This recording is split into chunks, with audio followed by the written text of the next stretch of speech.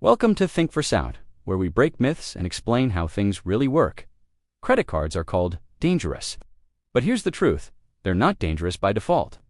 Millions of people avoid credit cards out of fear, thinking they're a one-way ticket to financial ruin. Yet, millions of others use them every single day without any problems at all. So, what's the real story? Where does the danger actually come from? Let's dive in and find out. The biggest myth out there is that credit cards are designed to make people fall into debt. It's a common belief. Get a credit card, and you're automatically setting yourself up for financial trouble. People imagine this piece of plastic as a trap, waiting to spring the moment you swipe it. They see headlines about crippling debt and assume the card itself is the villain. We're told that banks want us to fail, that they're just waiting for us to slip up so they can charge enormous fees. This narrative is so powerful that it's become a widely accepted truth. The idea is that the very existence of a credit card in your wallet is a temptation too great to resist, leading inevitably to overspending and a mountain of debt you can never climb out of. This sounds logical, but it completely ignores how credit cards actually work and who is really in control. The reality is this: credit cards themselves are not dangerous. Uncontrolled usage is think of a credit card as a short-term interest-free loan.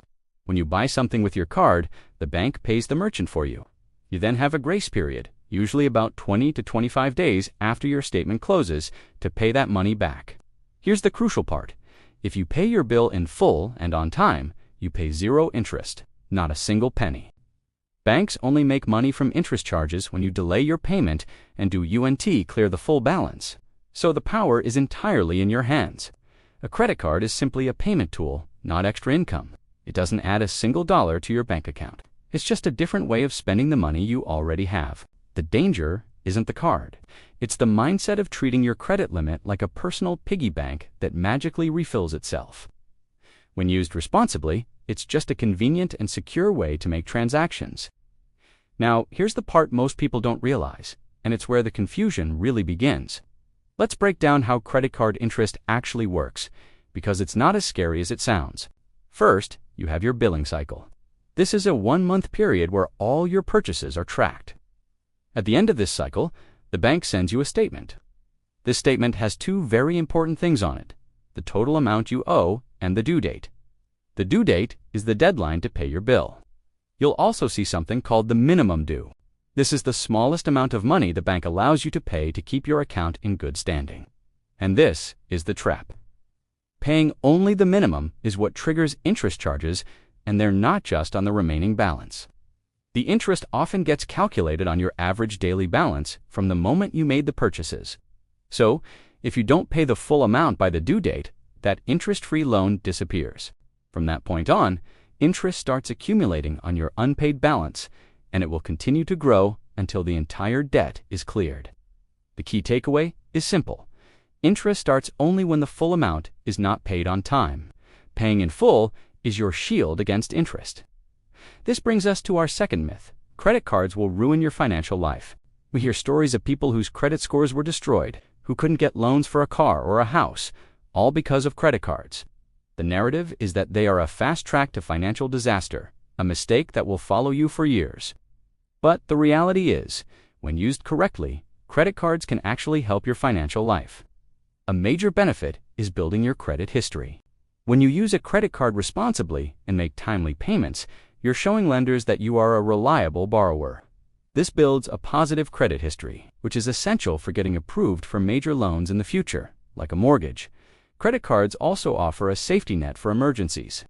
If your car breaks down unexpectedly, a credit card can cover the immediate cost while you arrange your finances. They also provide incredible fraud protection. If someone steals your card details and makes unauthorized purchases, you can report it, and in most cases, you won't be liable for those charges. Try getting that level of protection with cash. But let's be clear, credit cards are tools, not shortcuts to wealth. They don't create money, they just offer a different way to manage it. So, what is the real danger? It's not the plastic in your wallet. The real danger is a combination of bad habits and a lack of understanding. The number one danger is treating your credit limit as your income. If you have a $10,000 limit, that doesn't mean you have $10,000 to spend. It's a limit, not a target. The second danger is falling into the habit of paying only the minimum due. This is a one-way street to long-term debt, as interest charges pile up and make it incredibly difficult to pay off the original amount. Another danger is ignoring your statements. You need to review them every single month to track your spending. Check for errors and ensure you know exactly how much you owe and when it's due. And finally, there's emotional spending. Using a credit card to buy things you can't afford just to feel better is a recipe for disaster. These behaviors are the true source of credit card horror stories, not the card itself. So, let's wrap this up with the final takeaway. Credit cards are like fire. When controlled and used properly, they are incredibly useful tools. They can cook your food, heat your home, and provide light.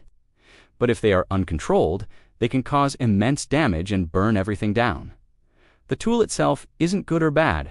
It's all about how you use it. So the question is not, are credit cards dangerous?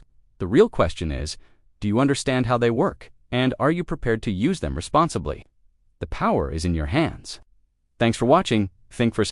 If you learned something new, hit that subscribe button and join us next time as we break down another myth.